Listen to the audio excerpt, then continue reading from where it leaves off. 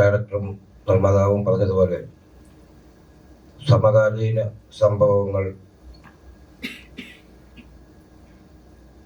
ഓർത്തിണക്കിയിട്ടുള്ള ഒരു സിനിമയാണ് എന്നാണ് ഇരുവരും ഇത് പറഞ്ഞതെങ്കിലും സമൂഹത്തിൽ ഇന്ന് അത്യാവശ്യമായ ഒരു കഥ അല്ലെങ്കിൽ ഒരു സന്ദേശം കാലം പറഞ്ഞ കഥ സിറ്റി ട്രാഫിക് നൽകുന്നു.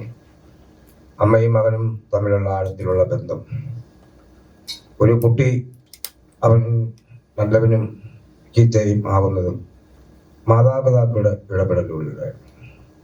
ഇന്ന് നമ്മളുടെ സമൂഹത്തിൽ നമ്മൾ കാണുന്ന ഒരുപാട് കാര്യങ്ങൾ കാണുന്നു. അമ്മയെ മക്കൾ കൊല്ലുന്നു, മക്കളെ അമ്മ കൊല്ലുന്നു. ഇപ്പൊ ഈ അടുത്ത കാലത്ത് തന്നെ ഒരു സ്ത്രീയെ കോടതി ശിക്ഷിച്ചു. ആ കുഞ്ഞിനെ കടലിൽ എറിഞ്ഞു കൊന്ന്, ചുവരിൽ എറിഞ്ഞു കൊന്ന ഒരു സ്ത്രീ. അതുപോലെ തന്നെ വെഞ്ഞാറമൂടിനടുത്ത് അമ്മയെയും സഹോദരനെയും ഒക്കെ കൊന്ന ഒരു ചെറുപ്പക്കാരൻ്റെ സംഭവം കഥയും നമ്മൾ കേട്ടു. ഇത്തരം സംഭവങ്ങൾ കോർത്തിണക്കിക്കൊണ്ട് പറയുന്ന ഒരു ക്രൈം ത്രില്ലർ സ്റ്റോറിയോ അല്ലെങ്കിൽ ഒരു ക്രൈം സ്റ്റോറിയോ അല്ല കാലം പറഞ്ഞ കഥ സിറ്റി ട്രാഫിക്. ഈ കഥയിൽ, ഈ സിനിമയിലൂടെ സംവിധായകൻ സമൂഹത്തിനോട് പറയാൻ ഉദ്ദേശിക്കുന്ന ഒരു കാര്യമാണ്.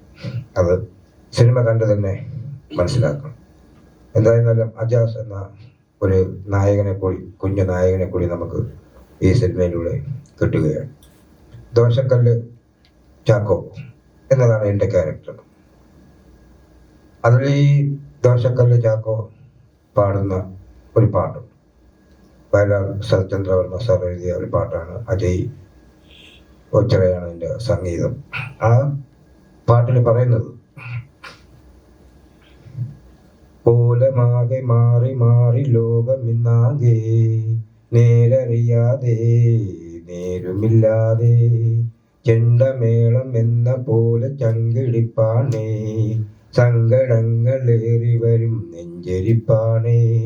അതെ, നമ്മുടെ നെഞ്ചിൽ ഒരുപാട് തുറയ്ക്കുന്ന ഒരു കഥ, ഒരു സിനിമ. വളരെ ആർദ്രമായ ഒരു കുടുംബകഥ കാലം പറഞ്ഞ കഥയിലുണ്ട്. അത് സിനിമ കണ്ടു തന്നെ മനസ്സിലാക്കണം. എന്തായിരുന്നാലും സിനിമാ പ്രേമികൾക്ക്, പ്രേക്ഷകർക്ക്, മലയാള സിനിമയ്ക്ക് വളരെ നല്ലൊരു മുതൽക്കൂട്ടായ ഒരു സിനിമ തന്നെയാണ് കാലം പറഞ്ഞ കഥ സിറ്റി ട്രാഫിക് എന്നുള്ളതിന് യാതൊരു സംശയവും വേണ്ട. ഈ സിനിമ വിജയിപ്പിക്കാൻ ഞങ്ങളോടൊപ്പം തന്നെ നിങ്ങളും ഞങ്ങൾക്ക് ഉള്ള സഹകരണം നൽകണം. എല്ലാവരുടെയും സഹകരണങ്ങളും സഹായങ്ങളും പ്രതീക്ഷിക്കുക.